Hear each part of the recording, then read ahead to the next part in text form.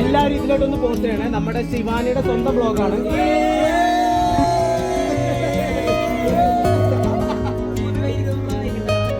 അത് ശിവാനിയുടെ ചോദിച്ചാൽ മതി. ശിവ കേട്ടല്ലോ. മീനമ്മ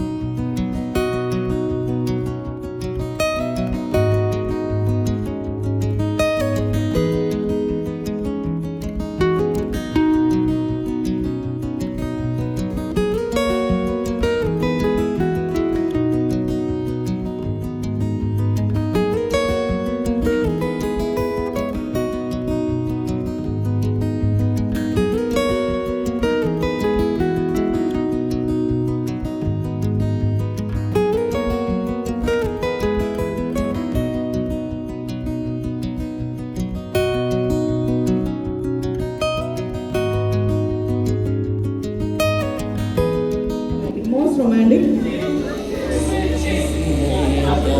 പൊക്കണോട്ടോ, ശരിക്കും കാണുന്നില്ല നമ്മള്. ഗ്രൂമാണ്. ഓക്കെ, നമുക്ക് ഇവിടെ ഒന്ന് ആൻസർ ചെക്ക് ചെയ്താലോ. ബ്രൈഡാണോ ഗ്രൂമാണോ? ഇവിടെയാണ് ആൻസർ പറഞ്ഞിട്ടുള്ളത്. ഇവിടെയാണ്. ഓക്കെ, പക്ഷെ ആൻസർ മോസ്റ്റ്ലി വന്നിട്ടുള്ളത് ഗ്രൂപ്പിന്റെ ഋഷിയാണല്ലേ? ഋഷിയാണ്. രണ്ടുപേരും ഒരേപോലെയാണ്. ഓക്കെ, നല്ലൊരു ഐഡിയ കൊടുക്കട്ടെ. നല്ല ആൻസർ ആയിരുന്നു. അടുത്ത ക്വസ്റ്റ്യൻ ചോദിക്കാൻ പോവാണ്. ഏറ്റവും കൂടുതൽ ക്യാഷ് സ്പെൻഡ് ചെയ്യുന്നത് ആരായിരിക്കും? ഏറ്റവും കൂടുതൽ മണി സ്പെൻഡ് ചെയ്യുന്നത്. ഇവിടെ നമുക്കൊന്ന് ആൻസർ ചെക്ക് ചെയ്യാം. ഇവിടെ ആൻസർ പറയണം കേട്ടോ, എല്ലാത്തിനും ആൻസർ പറയണം. രണ്ടും പറഞ്ഞിട്ടുണ്ട്. രണ്ടുപേരും നന്നായിട്ട് ക്യാഷ് സ്പെൻഡ് ചെയ്യും. ഓക്കെ, ഋഷി തന്നെയാണ്. ഓക്കെ, അടുത്ത ക്വസ്റ്റ്യനിലേക്ക് മൂവ് ചെയ്യട്ടെ. അടുത്ത ക്വസ്റ്റ്യൻ ചോദിക്കാം. മൊബൈൽ മാനിയൊക്കെ ആയിട്ടുള്ളത് ആരാണ്? ഏറ്റവും കൂടുതൽ ടൈം മൊബൈലിൽ സ്പെൻഡ് ചെയ്യുന്നത് ഐശ്വര്യയാണ്. പക്ഷെ നമുക്ക് ഏറ്റവും കൂടുതൽ കാണുന്ന, ഓക്കെ, ബ്രൈഡിന്റെ സൈഡാണല്ലോ ഏറ്റവും കൂടുതൽ കാണുന്നത്. ഇവിടെ എന്താ ആൻസർ നമുക്ക് ചെക്ക് ചെയ്യാം. ബ്രൈഡാണോ ഗ്രൂമാണോ? മൊബൈലിന് താല്പര്യമില്ല. ഓക്കെ, രണ്ടുപേരും സെയിം ആയിട്ടാണ് പറഞ്ഞിട്ടുള്ളത്. ഏറ്റവും കൂടുതൽ മടിയുള്ളത് ആർക്കാണ്? ഏറ്റവും കൂടുതൽ മടി, അത് ഓൾമോസ്റ്റ് എല്ലാവർക്കും അറിയാവുന്ന ആൻസർ ആണ്. എങ്കിലും നമുക്ക് ഇവിടെ നിന്ന് ചെക്ക് ചെയ്യാം. കൂടുതൽ ഏറ്റവും മടിയുള്ളത് ആർക്കാണ്? ഗണേഷിക്കാണോ ഐശ്വര്യക്കാണോ? പക്ഷെ ആൻസേഴ്സ് ഡിസ്കസ് ചെയ്യരുത് കേട്ടോ, ഡിസ്കസ് ചെയ്യാൻ പാടില്ല. ഓക്കെ, ഋഷി തന്നെയാണ്. ഓക്കെ ഓക്കെ ഓക്കെ, നമുക്ക് നല്ലൊരു ക്ലാപ്പ് കൊടുക്കാം. ഓൾമോസ്റ്റ് എല്ലാവരും ഓക്കെ ആയിട്ട് പറഞ്ഞൊരു ആൻസർ ആണ്. ഓക്കെ, അടുത്ത ക്വസ്റ്റ്യൻ ചോദിക്കാമല്ലോ. ഏറ്റവും പാവം ആരാണ്? കൂട്ടത്തിൽ ഏറ്റവും പാവം? അത് കുറച്ച് കൺഫ്യൂഷനാണ്. ഐശ്വര്യയാണ്. ഇത് ആൻസർ കാണുന്നില്ല, എല്ലാവരുടെയും ആൻസർ കണ്ടില്ല. എനിക്ക് കറക്റ്റായിട്ട് കാണുന്നില്ല. ഐശ്വര്യയാണ്. നമുക്ക് ഇവിടെ ഒന്ന് ആൻസർ ചെക്ക് ചെയ്താലോ. ആരാണ് ഏറ്റവും പാവം? കൺഫ്യൂഷനാണ്. ബ്രൈഡാണ്. ഓക്കെ ഓക്കെ ഓക്കെ, ഓൾറെഡി അത് ചോദിച്ച ക്വസ്റ്റ്യൻ ആണ്. ഇല്ല, ചോദിച്ചിട്ടില്ല. ഓക്കെ, കൂടുതൽ ബോസ് ആരാണ്? Who's the boss? അത് കുറച്ച് കൺഫ്യൂഷൻ ആയിട്ടുള്ള ക്വസ്റ്റ്യൻ ആണ്. അങ്ങനെ ആയിക്കോളൂ. ഓക്കെ, അപ്പൊ നമുക്ക് ഇവിടെ ഒന്ന് ആൻസർ ചെക്ക് ചെയ്യാം. ഇവിടെ ആൻസർ പറഞ്ഞിട്ടില്ല കേട്ടോ, പക്ഷെ എല്ലാത്തിനും ആൻസർ പറയണം. ഈ സൈഡിൽ ആൻസർ പറഞ്ഞിട്ടില്ല. ബ്രൈഡ് ആണോ ഗ്രൂം ആണോ? ഇവിടെ ആണോ? ഓക്കെ, അല്ല, ഇവിടെ നമ്മൾ ബ്രൈഡിന്റെ സൈഡിൽ ആൻസർ കണ്ടില്ലല്ലോ. എന്താ ആൻസർ? കൂടുതൽ ബോസ് ആരാണ്? ഓക്കെ ഓക്കെ, നല്ല ആൻസർ ആണ്. അപ്പൊ അടുത്ത ക്വസ്റ്റ്യൻ ചോദിക്കാൻ പോവാണ്.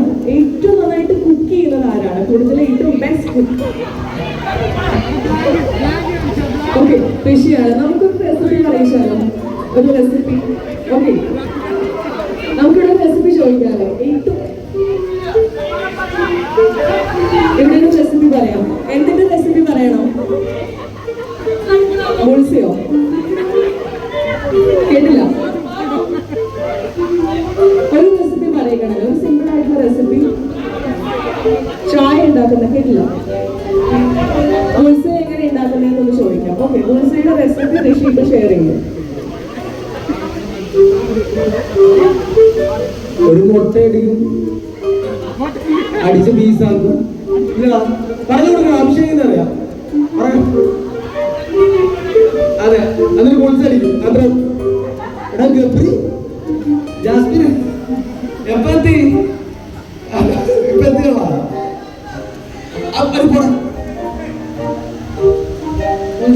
ഓക്കെ, വേറെ ഏതെങ്കിലും റെസിപ്പി ചോദിക്കണോ?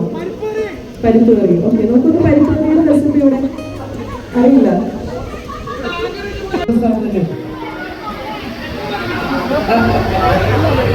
ഒരാൾക്കല്ലേ? രണ്ട്. അയ്യോ, പക്ഷെ ഒട്ടും എക്സ്പെക്ട് ചെയ്യാത്ത ആൻസർ ആണല്ലേ. നോർമലി ബ്രൈഡ് അല്ലേ വരിക?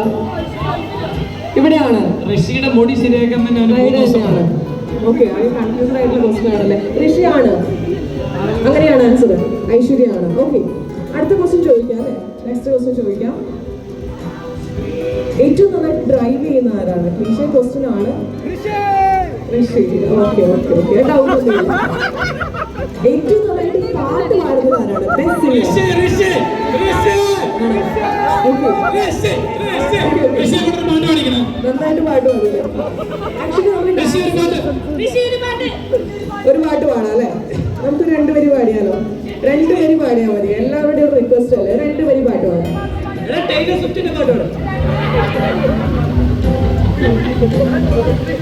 അടുത്തതായി ദയാ സംഗീത നീയൽ എന്ന് ഗാനം ആലപിക്കുന്നു ഋഷി. എന്റെ പോയി പെണ്ണ നീ എന്റെ മനസ്സിൽ കയറി പോയി ആക്ഷോഭമായി എല്ലാം പോയി എന്റെ പോയി. This is double combo, double combo. The same bubble gum in the bubble gum. എല്ലാം ചവയ്ക്കാൻ പറ്റില്ല. പെണ്ണ നിന്റെ നൃത്തങ്ങളുടെ ഐശ്വര്യ പോലെ ഞാൻ നിന്റെ പിന്നാലെ ഇങ്ങനെ നായ പോലെ. So curly, hope you get it baby. എന്റെ വീട്ടുപേര് പോലും കുറച്ച് സായി ബാബ. Your heart, thank you. Like a pussy, wanna hug you, wanna kiss you, wanna cheek, so cute. I'll be your queen, you'll be my queen. ഞാൻ super cute.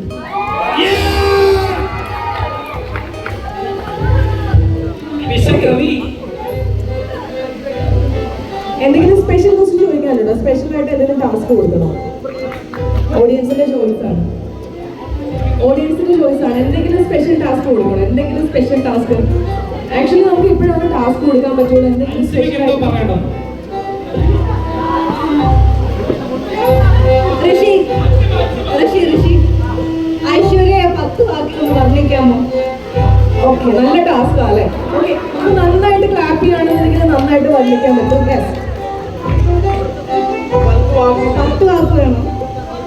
Beautiful, intelligent,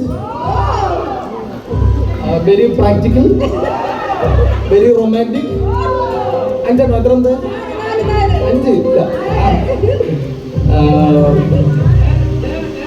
very caring. Thank you.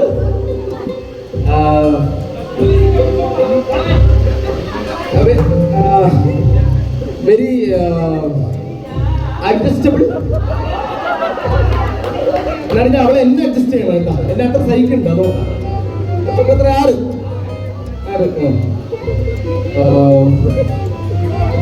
6 cute പറഞ്ഞു 4 5 ഇപ്പൊ 10 വേണ്ട. പിന്നെ Marvel fantastic four പോടാ. ഞാൻ പറയാം. Very talented, പിന്നെ very conscious. എത്ര 2 more. Okay, 2 more.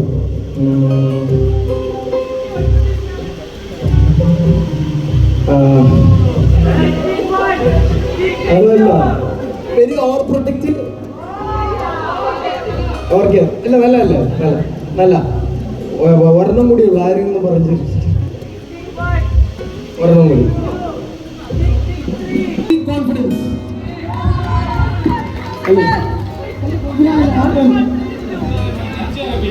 ഋഷിയെ കുറിച്ച് 10. Okay.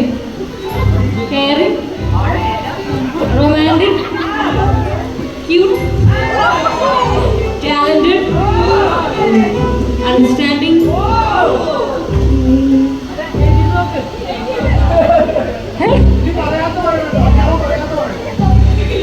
Okay.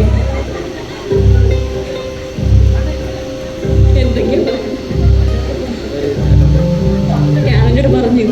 Okay. Handsome. ഇല്ല പിന്നെ ഇല്ല, ഞാൻ ആലോചിക്കട്ടെ. വാക്കുകൾ കിട്ടുന്നില്ല. അതിക്കും മേലെ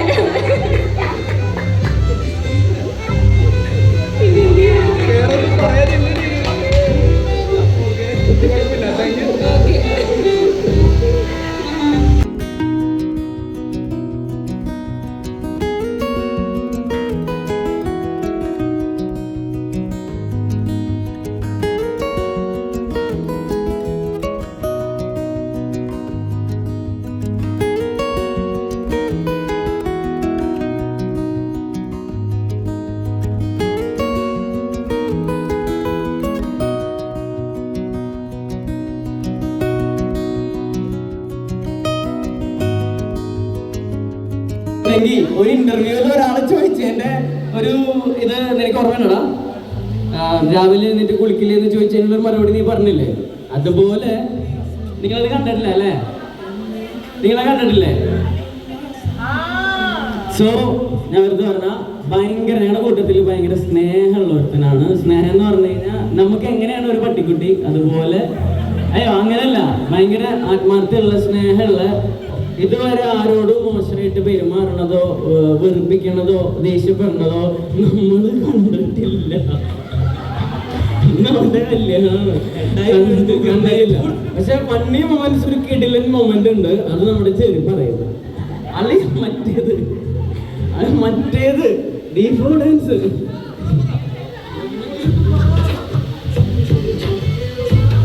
അല്ല, അങ്ങനെ പറയാൻ പറ്റുന്നതല്ല, അതൊക്കെ എക്സ്പീരിയൻസ് ചെയ്ത സാധനങ്ങളാണ്. നമുക്കൊന്നും പറഞ്ഞില്ല. അയ്യോ ഒരു ടീ ഉണ്ടായിരുന്നു, അതും കൊണ്ട് ഞങ്ങൾ പോയ പോക്കൊക്കെ പറഞ്ഞത്. അല്ല, അത് പറയാനായിട്ടില്ല, എക്സ്പീരിയൻസ് ചെയ്ത കുറേ സംഭവങ്ങളുണ്ട് അവൻ്റെ കൂടെ.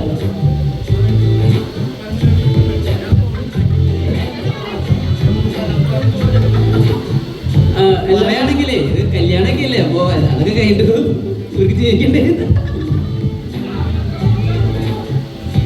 ഇല്ല. സോ ശരിക്കും എന്നോട് സിബിൻ ചേട്ടൻ ഇവിടെ വന്നപ്പോൾ പറഞ്ഞ ഒരു ഫണ്ണി മൊമെന്റ് പറയാനുണ്ട്.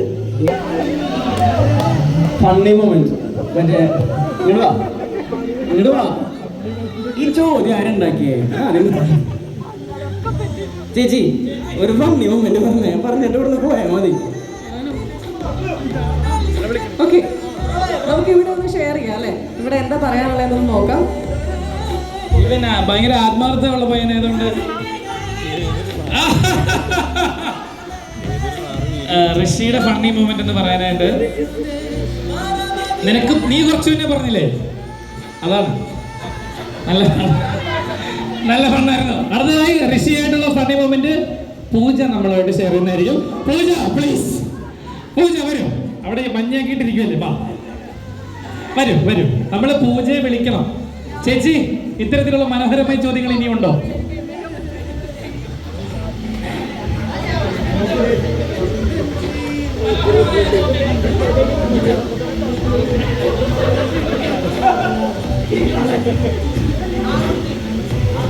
അപ്പം എനിക്ക് ആക്ച്വലി പറയാൻ കുറേ കാര്യങ്ങളുണ്ട്. എനിക്ക് വിശക്കുന്നുണ്ട് ബേസിക്കലി. Thank you.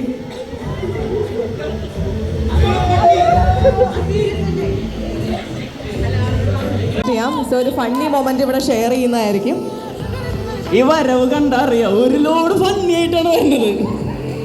ധൈര്യമായിട്ട് പഠിച്ചോ, സത്യം മാത്രം. അല്ല, ഫണ്ണി ആയിട്ടുള്ള മൊമെന്റ് എനിക്ക് അങ്ങനെ പ്രത്യേകിച്ച് പെട്ടെന്ന് ആലോചിക്കുമ്പോൾ ഓർമ്മ വന്നില്ല. ഞങ്ങൾ വന്ന സമയത്ത് ഫസ്റ്റ് മീറ്റ് ചെയ്ത സമയത്ത് എനിക്ക് തോന്നുന്നു നേരത്തെ പരിചയമുണ്ട്, കോമൺ ഫ്രണ്ട്സ് ഒരുപാട് പേരുണ്ടെങ്കിലും നേരിട്ട് കണ്ടിട്ടില്ല. ബിഗ് ബോസിൽ വെച്ചിട്ടാണ് ഞങ്ങൾ ആദ്യമായിട്ട് മീറ്റ് ചെയ്യണത്. അപ്പോൾ ഫസ്റ്റ് ഒരു മിസ്അണ്ടർസ്റ്റാൻഡിങ്ങിലൂടെയാണ് തുടങ്ങിയത്. അതുകൊണ്ടായിരിക്കാം ചിലപ്പോൾ അതിനുശേഷം എനിക്ക് ഹൗസിൽ ഏറ്റവും ഇഷ്ടപ്പെട്ട ആൾക്കാരിൽ ഒരാൾ ആയിട്ട് എനിക്ക് ജെന്യുവനായിട്ട് തോന്നിയിട്ടുള്ള ഒരാളാണ് ഋഷി.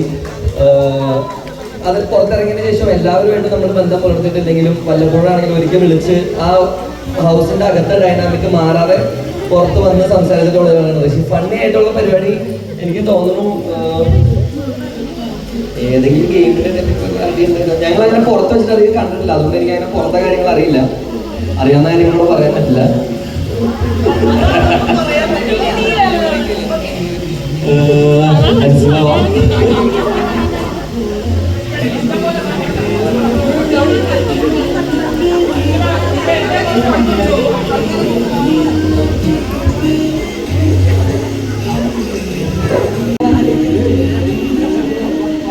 ഋഷി, നിന്നെ പറ്റിയുള്ള ഫണ്ട് എന്താ പറയണ്ടത്? പറയണോ?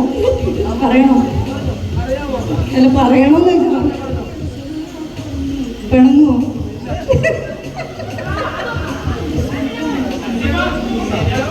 കല്യാണം 5-ാം തീയതിയാണ്. 5-ാം തീയതി കഴിഞ്ഞിട്ട് പറഞ്ഞാ പോരെന്ന്. അല്ല, പ്രത്യേകിച്ചൊന്നും കേട്ടോ. പാവമാണ് എന്നൊക്കെ എല്ലാരും പറയാം. അത്ര വലിയ പാവമൊന്നും അല്ല ആശ. അവളൊന്ന് കാണിച്ചേ. അവന് പാവമാണെന്ന് പറയണതാണ് ഇഷ്ടമാവുമല്ലോ അല്ലേ? അല്ല, അതായത് വലിയ ഫണ്ടൊന്നുമല്ല, എന്നാലും ഇത്രയും നേരം പറഞ്ഞ സ്ഥിതിക്ക് പറയാം, ഇതിൻ്റെ അടുത്ത് ഞാൻ ബിഗ് ബോസിലുള്ള സമയത്ത് ഫുഡ് കുക്ക് ചെയ്യുന്ന സമയത്ത് ഇവൻ എക്സ്ട്രാ വന്നിങ്ങനെ ഓരോന്ന് എടുക്കാൻ വേണ്ടി നോക്കും. കാരണം അവിടെ ഫുഡ് കിട്ടുന്നത് വളരെ കുറവാണല്ലോ. അപ്പോൾ ഈ കുക്ക് ചെയ്യുന്നതിൻ്റെ ഇടയിൽ വെന്തോ നോക്കാൻ വേണ്ടിയിട്ട് വരും. അപ്പോൾ ഈ വെന്തോ നോക്കണം എന്തിനാണെന്ന് അറിയോ? ഇടയ്ക്കിടയ്ക്ക് ഓരോ പീസ് എക്സ്ട്രാ കഴിക്കാൻ കിട്ടുമല്ലോ, അതിന് വേണ്ടിയിട്ടാണ്. ഇല്ല കഴിഞ്ഞിട്ടില്ല. അങ്ങനെ മേടി വെച്ചിട്ട് ചിക്കൻ്റെ പീസ് അതിൻ്റെ മേലെ ഇട്ടിട്ട് എടുത്ത് കഴിച്ചു എന്ന് പറയും. അപ്പോൾ നമ്മളെന്താ ചിക്കൻ്റെ പീസിൻ്റെ അടുത്ത് കഴിക്കുക, ഇതിനെ മൂടി നല്ല ചൂടുള്ള മൂടില്ല, അതോട് തന്നെ എടുത്തിട്ട് അങ്ങ് പോയി. ഓർമ്മയുണ്ടാവും അവസാനം കൈയൊക്കെ പൊള്ളി, എന്നാലും വരും ചിക്കൻ്റെ പീസ് എടുക്കാൻ. അറിയുള്ളൂ, അല്ലാതെ എല്ലാത്ത പണിയൊന്നുമില്ല. എനിക്ക് പേഴ്സണലി ഫണ്ണിയിട്ട് തോന്നിയിട്ടുള്ളൊരു സംഭവം എന്താണെന്ന് വെച്ചിട്ടുണ്ടെങ്കിൽ ഞാൻ കൂടുതലും ഹൗസിന്റെ അകത്തുള്ള കാര്യങ്ങൾ പറയാൻ കാരണം എന്താണെന്ന് വെച്ചാൽ ഞങ്ങൾ നേരത്തെ പറഞ്ഞ പോലെ അകത്താണ് നമുക്ക് കൂടുതലും ടൈം സ്പെൻഡ് ചെയ്യാൻ പറ്റിയിട്ടുള്ളത്. എനിക്ക് ഫണ്ണിയാണോന്ന് നിങ്ങൾക്ക് എക്സ്ട്രീംലി വിഷമിച്ചിരിക്കുന്ന സമയത്ത് അല്ലെങ്കിൽ എക്സ്ട്രീംലി നമ്മൾ മറ്റേ ഭ്രാന്ത് പിടിച്ചിരിക്കുന്ന സമയത്ത് ഋഷി അടുത്ത് വന്നിട്ട് അതായത് താല്പര്യമില്ലെങ്കിൽ പോലും ചോദിക്കുന്ന ഒരു ചോദ്യമുണ്ട്. അത് ആക്ച്വലി പുള്ളിയുടെ ഉള്ളിലുള്ള ഒരു കെയറിങ് സൈഡിൽ നിന്ന് പറയുന്ന ഒരു ക്വസ്റ്റ്യൻ ആണ്. ആ സാധനം, അതായത് പുള്ളി ചിലപ്പോൾ അവനോട് അടിയിട്ടിരിക്കുന്ന സമയമായിരിക്കാം, പക്ഷെ എന്നാലും അവൻ കുറച്ചു നേരം കഴിയുമ്പോൾ വന്നിട്ട് ഓക്കെ അല്ലേ, ആ സാധനം ചിലപ്പോൾ ആ ഒരു മെയിൻറ്റെയിൻ ചെയ്ത് കൊണ്ടുപോകാനായിരിക്കും. പക്ഷെ ചില സമയത്ത് നമുക്കത് ഫണ്ണിയായിട്ട് തോന്നും. കാരണം അസ്ഥാനത്ത് വന്നത് ചോദിക്കുന്ന സമയത്ത് എനിക്കത് ചില സമയത്ത് I felt like that's A little bit funny. പെട്ടെന്ന് എടുത്ത് പറയാൻ പറഞ്ഞോണ്ടോ എന്തെങ്കിലും പറഞ്ഞിട്ട് പോകുന്ന വെച്ച് പറഞ്ഞത്. Thank you. അണ്ടർ 18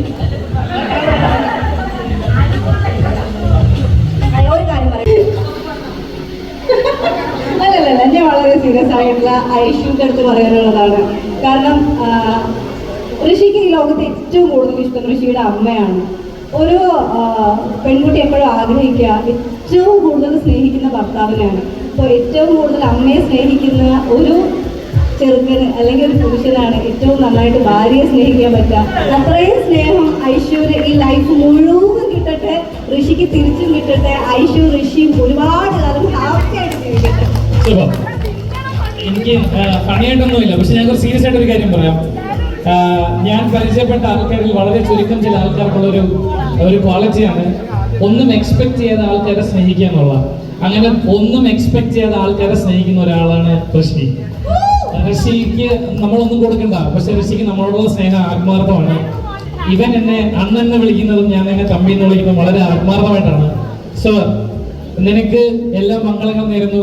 ഋഷിയെ പോലെ ആത്മാർത്ഥമുള്ള ഉള്ളുന്ന സ്നേഹമുള്ള ഒരാളെ കിട്ടിയതിന് ഐശ്വര്യ വളരെ വളരെ ലക്കിയാണ്. അതുപോലെ തിരിച്ചും ഐശ്വര്യയുടെ സ്നേഹം എന്നും നിങ്ങൾ വളരെ ഹാപ്പി ആയിട്ടിരിക്കട്ടെ. എനിക്കിത് പറയണം തോന്നി, ബിക്കോസ് ഇപ്പൊ എല്ലാവരും എക്സ്പെക്ട് ചെയ്തുകൊണ്ടാണ് സ്നേഹിക്കുന്നത്. അങ്ങനെ എന്താ പറയാ, എക്സ്പെക്ടേഷൻസ് ഒന്നുമില്ലാതെ സ്നേഹം മാത്രം കൊടുക്കാറുന്നതാണ് ഞങ്ങളുടെ ഋഷി. We love you, Rishi. Love you both. അപ്പൊ ഇത്രയും നമ്മുടെ ബിഗ് ബോസ് ബീഫോ ഡാൻസ് ഒരാളുടെ കുറവുണ്ട്. എവിടെ ഈ ഋഷിയുടെയും ഐശ്വര്യയുടെയും കല്യാണം ഉണ്ടാവില്ലേ? പറഞ്ഞു അങ്ങനെ ഫണ്ണിയായിട്ടെന്ന് പറഞ്ഞാ കൊറേണ്ട്. അങ്ങനെ ഞാന് ഇങ്ങനെ പൊട്ടിച്ചിരിക്കാറുള്ളത് പുള്ളിക്കാരനോട് നിൽക്കുമ്പോഴാണ്. ഞാൻ ഇപ്പോഴാണെങ്കിൽ എന്റെ വീട്ടിൽ വരുമ്പോഴത്തേക്കും എന്നെ ചിരിപ്പിക്കുന്നത് എന്താ ഫണ്ണി എനിക്ക് മനസ്സിലായിട്ടില്ല. എന്താ പുള്ളിക്കാരൻ എന്തെങ്കിലും കോപ്രായം കാണിക്കും, അതുകൊണ്ട് ഞാൻ ചിരിക്കുന്നതാണ് അതിനകത്ത് ഫണ്ണായിട്ട് എനിക്ക് തോന്നിയിട്ടുള്ളത്. വേറെന്താ ഫണ്ണി? അതാണ് ഞങ്ങളുടെ ഫൺ.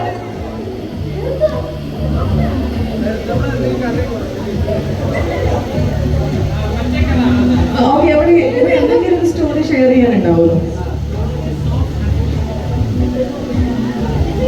ഞാൻ ഓഫറിംഗ് ആണ്, ഡാൻസ് ഒക്കെ പ്രാക്ടീസ് ചെയ്യാൻ. ശരിയാണ്, ഞങ്ങൾ കുപ്പിച്ചേട്ട സ്റ്റുഡിയോയിൽ നമ്മൾ ഡാൻസ് പ്രാക്ടീസ് ചെയ്യാൻ ചെല്ലുമ്പോഴത്തേക്കും ഞങ്ങൾ ഫസ്റ്റ് ഡാൻസ് ഒക്കെ ചെയ്യുന്ന സമയത്ത് ഞാൻ ഓഫറിംഗ് ആണ്. ഡാൻസ് ഒക്കെ പഠിക്കാം, തിരിച്ചു പോകുന്ന വഴിക്ക് ബർഗർ സ്പോട്ടിൽ നിന്ന് ഒരു ബർഗർ ഒരു പെപ്സി. ഞങ്ങൾ അങ്ങനെയായിരുന്നു ഞങ്ങളുടെ ഒരു കരാറ് തുടക്കം തൊട്ടിട്ട്. എന്നെ വശമാക്കിയെടുത്ത ആളാണ് ഇരിക്കുന്നത്. നന്നായി പോവോ കല്യാണം കഴിഞ്ഞ? ഇല്ലല്ലേ, എനിക്കിപ്പോഴും ബർഗർ കഴിക്കുന്ന ആളാണ്. അച്ചോട്ടാ നമ്മുടെ ചുറ്റിന് പിണങ്ങിയ നമ്മുടെ തള്ളക്കൂടെ പിണങ്ങിയ ഒന്ന് വേണം. അങ്ങനെ എനിക്ക് ഭയങ്കര ഫേവറേറ്റ് ആയിട്ടുള്ള ആളാണ്. ഞാൻ എനിക്ക് ഒരു ഇന്റർവ്യൂലൊക്കെ പറഞ്ഞിട്ടുണ്ട്, എനിക്ക് എൻ്റെ സ്വന്തം ചേട്ടനെ പോലെ തന്നെയാണ്. കാരണം 9 വർഷമായിട്ട് എൻ്റെ ഒപ്പം തന്നെയുള്ള ആളാണ്.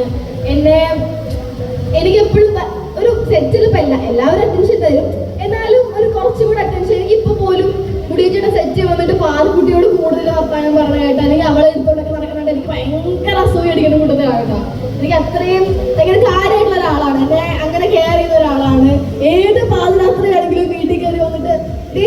നാളെ ഒരു പരിപാടി നമുക്ക് പ്രാക്ടീസ് ചെയ്യാമെന്ന് പറഞ്ഞാൽ ഓക്കെ റെഡി ബാ ചെയ്യാം എന്നുള്ള ആ ഒരു വൈബും ആ ഒരു എനർജിയൊക്കെ എനിക്ക് പഠിപ്പിച്ചു തന്നിട്ടുള്ള ആളാണ്.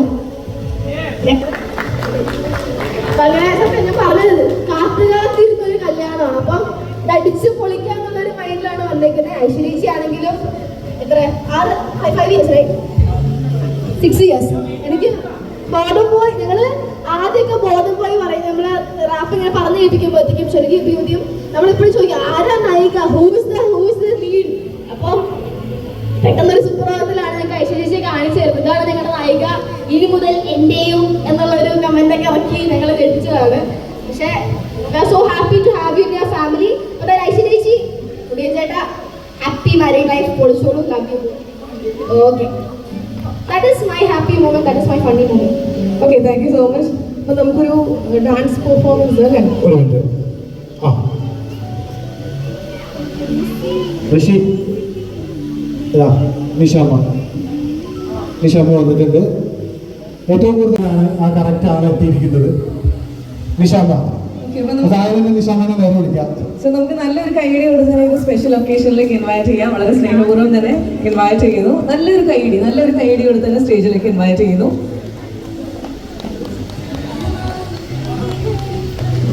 യെസ്, അതെ കറക്റ്റ് പാട്ട്. ആ പാട്ടൊന്ന് സൗണ്ട് കൂട്ടി കറക്റ്റ് ആയിരിക്കും.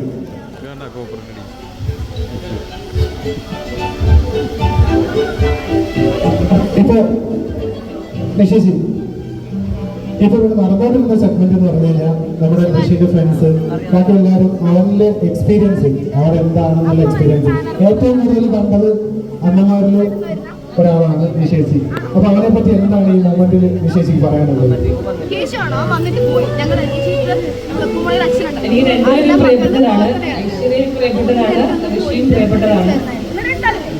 ഋഷി സ്പെഷ്യലാണ്. ഋഷി വന്നതിന് ശേഷമുള്ളൂ ഐശ്വര്യം വന്നിട്ടുള്ളൂ. ഋഷി വഴിയാണ് ഐശ്വര്യയെ പരിചയപ്പെടുന്നത്.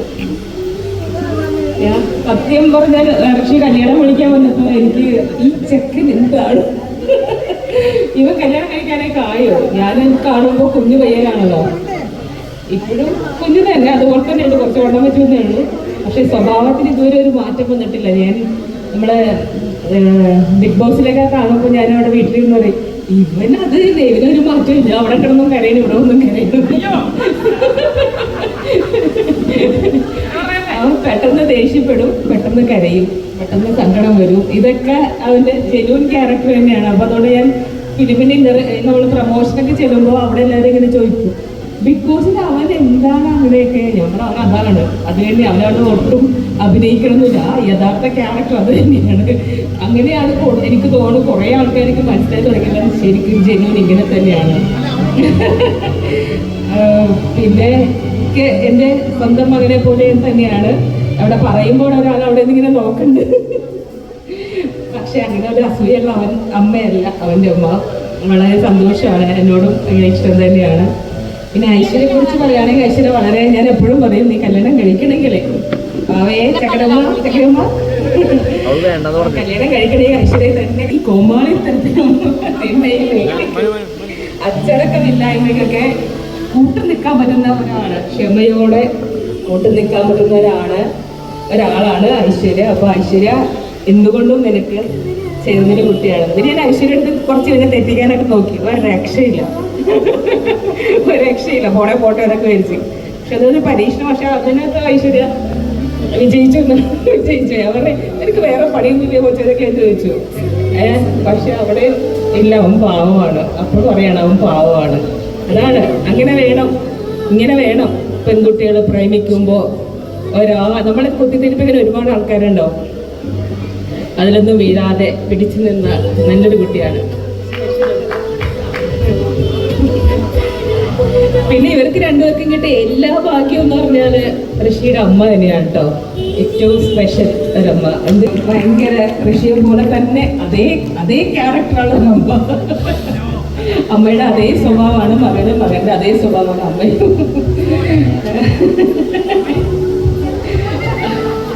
അമ്മ അവിടെ ഒന്ന് വരാമോ?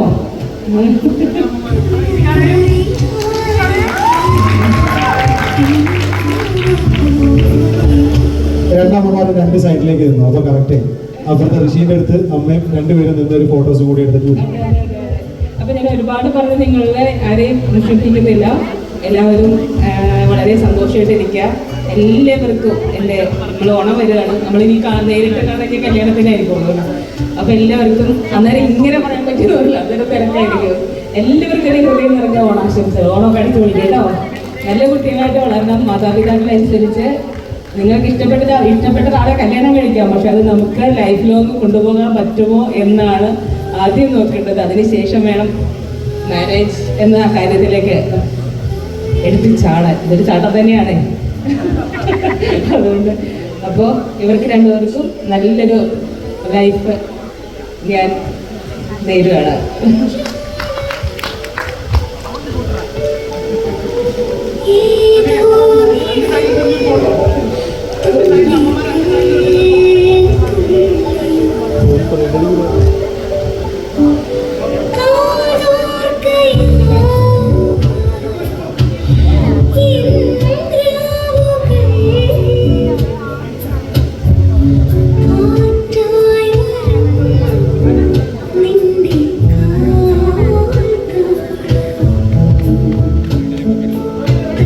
തിങ്കൾ